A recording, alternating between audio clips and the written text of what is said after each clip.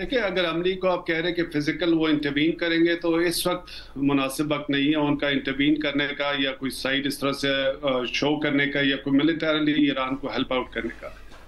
Diplomatically yes, because वो एक principal position Iran की भी है, पूरी दुनिया भी जो है अदर देन वेस्टर्न कंट्रीज वो सपोर्ट कर रहे हैं, बिकॉज ईरान ने कोई इस तरह से वॉलेशन नहीं की थी। वो तो निगोशिएटिंग टेबल पे था, पहली मरतबा भी था जब इसराइल ने अटैक कर दिया, और सेकेंड टाइम भी उन्होंने मीटिंग करनी थी, तो ये EU और इनके साथ वो मिल रहे थे, उनके वजीर खारजा और यूनाइटेड स्टेट्स ने वो कर दिया।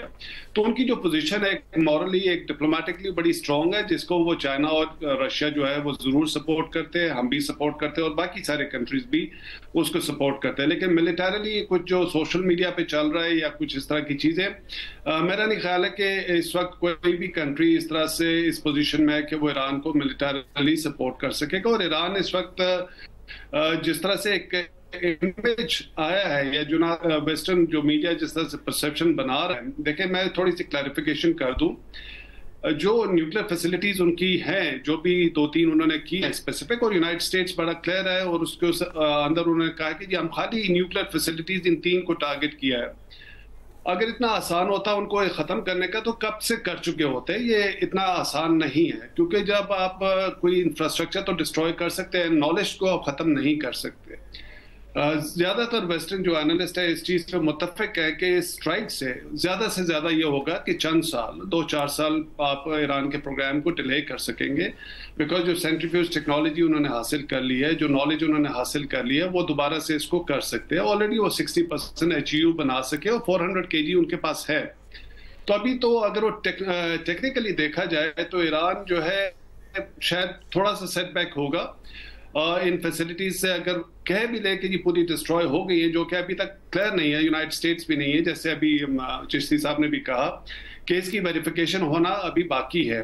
तो ईरान के पास और बड़ी फैसिलिटीज है, कुछ हो सकता है हमें अभी तक पता ना हो, जो IAEA को भी शायद पता ना हो, क्योंकि वो इतने अरसे से जब कर रहे हैं तो उन्होंने सारा कुछ गेम प्लान कर लिया होगा। अगर आप एक इजाजत दें तो मैं एक थोड़ा सा क्लैरिफिकेशन कर लूं, क्योंकि एक अलार्म क्रिएट हुआ है कि इन फैसिलिटीज के डिस्ट्रॉय होने से कोई कंटेमिनेशन या रेडिएशन लीक हो रहा है। देखिए, ये यूरेनियम एनरिचमेंट फैसिलिटीज थी, और सारी की सारी वो जो फैसिलिटीज थी उनमें यूरेनियम एनरिच नहीं हो रहा था, सेंट्रीफ्यूजेस भी थे उन पे इस तरह के। अगर डिस्ट्रॉय हो भी जाते हैं तो इनकी रेडिएशन लीक या कंटामिनेशन इस तरह से नहीं होगी कि पूरे रीजन के अंदर कोई इसका अलार्म क्रिएट हो। ये न्यूक्लियर पावर प्लांट नहीं है, ये चेर्नोबिल नहीं है, ये फुकुशिमा का जापानीज वो नहीं है। जो कुछ वो कतरी मिनिस्टर ने एक स्टेटमेंट दी थी, प्रोबेबली वो रेफर कर रहे थे बुशेयर पावर प्लांट को, कि अगर वो होगा तो वो उनके एरिया के करीब है, और अगर न्यूक्लियर पावर प्लांट को डिस्ट्रॉय होता है तो डेफिनेटली वहां से रेडिएशन लीक्स हो सकती है, और वो चेर्नोबिल टाइप हो सकता है। लेकिन चूंकि वो रशियन साइंटिस्ट वहां पे हैं, और रशिया ने उसको रेड लाइन डिक्लेयर कर दिया हुआ है, और यूनाइटेड स्टेट्स भी बड़ा कॉशियस होगा कि उसको वो टारगेट नहीं करे। तो ये it is a serious situation, लेकिन हमें इस तरह से भी अलार्म नहीं करना चाहिए कि पूरे खत्ते में शायद इन न्यूक्लियर फैसिलिटीज को डिस्ट्रॉय करने से कोई रेडिएशन लीक्स इस तरह से होंगी जिससे रीजनल कंट्रीज जो है वो अफेक्ट हो सकते हैं। सही। आमिर साहब, जिस तरह अमरीकी सदर और इस्राएली वज़ीर आज़म नेतन्याहू ताकत से अमन हासिल करने की ख्वाहिश का इजहार कर रहे हैं, क्या ताकत से अमन हासिल किया जा सकता है इस सारी सूरत हाल में? देखें, अमेरिका तो ताकत की जुबान से ही गरज रहा है, बरस रहा है, और उनका ख्याल यही है कि हमने ईरान की एटमी तनसीबात तबाह कर दी हैं, लिहाजा अब अमन पे आ जाओ। ये तो है उनकी तरफ से एक ऑर्डर। उस ऑर्डर का जवाब ईरानी क़यादत ने दिया है कि हम अब पार्लियामेंट ने उनकी फैसला किया है कि अब नए हुर्मुज़ को हम बंद करेंगे।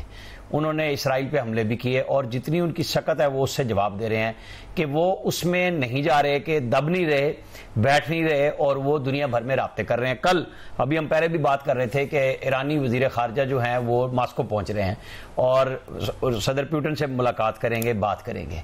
अब असल इशू यही है कि आपकी एयरफोर्स तो है नहीं, एयर पावर है नहीं, आप ज्यादा से ज्यादा क्या कर रहे हैं, मिसाइल के हमले कर रहे हैं।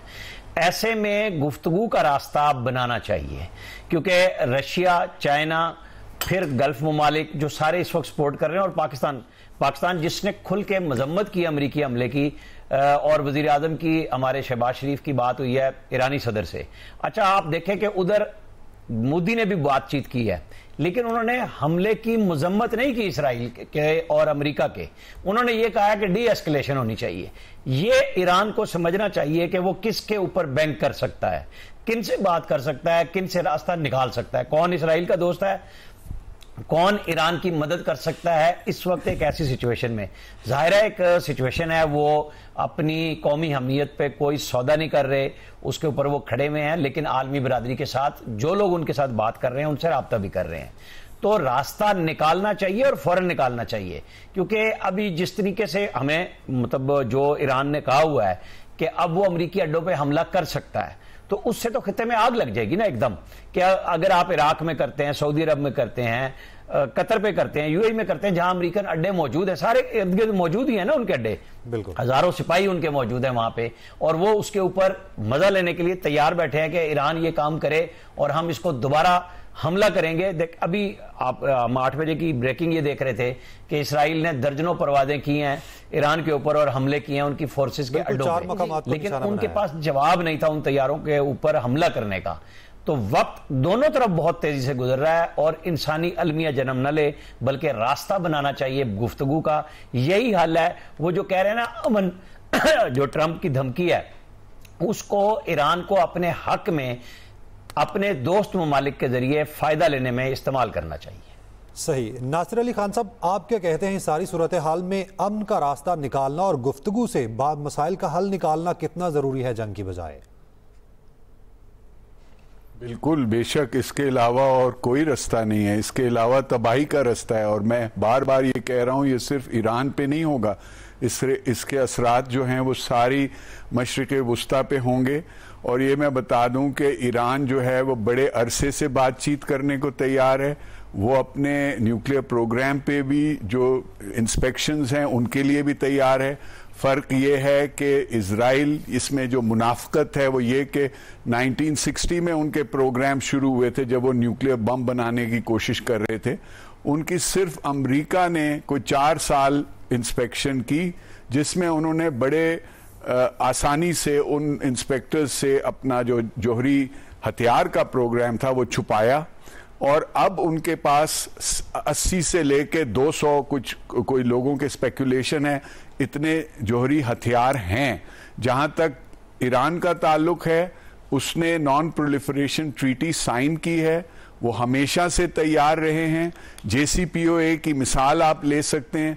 JCPOA में उन्होंने ना सिर्फ उन्होंने बल्कि खित्ते के, यूरोप के, रशिया, चाइना सब ने उसको सराहा था और ईरान जो था वो बिल्कुल तैयार था ये करने के लिए। उसके बाद 2018 में आके उसको एक तरफा उन्होंने बरतरफ कर दिया JCPOA को। और इसकी भी वजह ये थी कि इजराइल इस खित्ते में अमन चाहता ही नहीं है, उनकी ये पॉलिसी नहीं है। तो ईरान का जहां तक ताल्लुक है वो हमेशा से तैयार है और ये एक बहुत गलत इंप्रेशन दिया गया है ईरान के बारे में।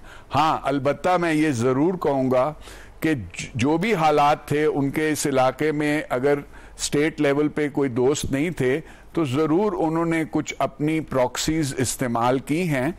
मैं समझता हूं उसमें भी कुछ हद तक गलती थी।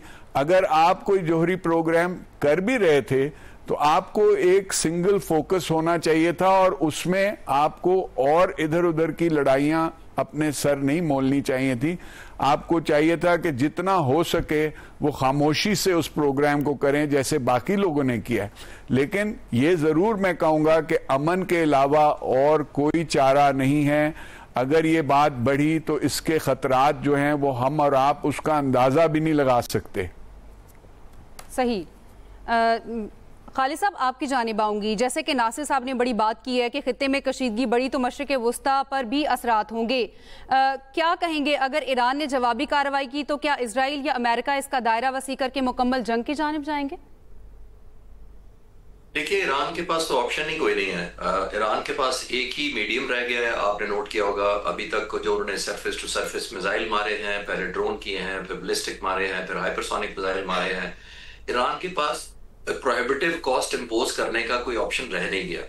और एक आपने मॉस्को वो कह रहे हैं हम बंद करेंगे, लेकिन वो भी मैं as a student of strategy ये देखना चाहूंगा कि पहले तो उनकी कैपेबिलिटी कितनी है और वो इन्फोर्स किस हद तक कर पाएंगे। जब आप एक डिक्लेरेशन करते हैं कि हम स्टेट ऑफ हॉर्मुज़ को बंद करेंगे, तो फिर आपकी सलाहियत कितनी होनी चाहिए। और एक बात, और जो सबसे बड़ा डिसएडवांटेज ईरान को ये इन्फोर्स करने में वो होगा एक एयर पावर का या एयरफोर्स का ना अवेलेबल होना उनके हक में। क्योंकि देखिए एयरफोर्स खासतौर पे हमने ईस्ट इंडिया और पाकिस्तान के केस में भी देखा, एनवायरनमेंट बनाती है जंग के लिए, एनफोर्समेंट के लिए, या आपका फेवरेबल या अनफेवरेबल। पाक फिजाइया ने क्या किया, फेवरेबल एनवायरनमेंट क्रिएट कर दिया कल्मिनेशन के सेंस में। यही ईरान की एक जरूरत है जो अनफॉर्चुनेटली उनकी एयरफोर्स ना होने के बराबर है। एक बात तो यह है, जब आप स्टेट ऑफ हॉर्मुज़ बंद करेंगे तो आपको एयर पावर चाहिए to enforce favourable air situation. Favourable ये होती है या एयर सुप्रीमेसी चाहिए, अगर कंट्रोल ऑफ द एयर नहीं चाहिए। आइडियल है कि जब आप किसी को करते हैं वो समथिंग लाइक आपको याद होगा जब इराक में नो फ्लाई जोन डिक्लेयर किया गया था, यानी फिर मुल्क ऐसे करते हैं क्या, no fly, anybody coming we shoot. अगर वो कैपेबिलिटी होती, अनफॉर्चुनेटली नहीं है, तो फिर ये इनको ब्लॉकेड करना ये आसान होता। तो इसलिए मैंने वो अपने सजेशन में काफी बात की है कि मेरी तरजीह के मुताबिक तो इनके पास ऑप्शन ही सिर्फ सरफेस टू सरफेस मिसाइल है। हाँ, एक एडवांटेज इनको ये है, इन्होंने क्या किया है ईरान ने कि पहले एक नॉमिनल कॉस्ट के या लो कॉस्ट के जो ड्रोन्स या बैलिस्टिक मिसाइल पहले मारे हैं 4-5 दिन तक। इजराइल को तो नहीं पता था कि ये यही वाले हैं, ये इससे पीछे और वैल्यूएबल ज्यादा आएंगे, ज्यादा लीथल आएंगे, ज्यादा पेनिट्रेट करने वाले आएंगे। तो उन्होंने बहुत ज्यादा अपना एयर डिफेंस नेटवर्क जो था, जिनकी कई दफा हम बात कर चुके हैं, उसको एक्सपैंड किया मिसाइल्स को, और वो बहुत महंगे मिसाइल्स हैं। अगर ईरान 150 से 200 बैलिस्टिक मिसाइल फायर करता है तो तकरीबन $2 बिलियन का खर्चा करना पड़ता है इजराइल को। तो ईरान ने सक्सेसफुली उनका जो एयर डिफेंस नेटवर्क था उसको एग्जॉस्ट किया है। अभी कल तक खबरें आ रही थी कि इजराइल ने राशनिंग शुरू कर दी है, क्योंकि उन्होंने रियलाइज किया है कि हमने अननेसेसरी ऐसे सरफेस टू सरफेस मिसाइल्स को या ड्रोन्स को भी हिट किया है जिनको हिट किए बगैर भी हम गुजारा कर सकते थे। और आने वाले वक्तों के लिए जब ये हाइपरसोनिक और सजील है और ये इस तरह के जो वेपन्स हैं उसको हम फायर करें, तो ये ध्यान में रखना पड़ेगा कि कॉस्ट प्रोहिबिटिव प्राइस ईरान अभी उसके आर्सेनल में इतना है कि सरफेस टू सरफेस मिसाइल मार के उनको एक और एस्केलेट करने की ये दे पोजीशन के हम भी हिट बैक करेंगे। क्योंकि इस वक्त देखिए अगर सीज फायर हो जाता है, ईरान की बड़ी डिसएडवांटेजेस पोजीशन है, क्योंकि ईरान इस वक्त ऑब्वियसली न्यूक्लियर प्लांट का सो कॉल्ड डैमेज करवा चुका है ऑफिशियली, जो अमेरिकन वर्जन है।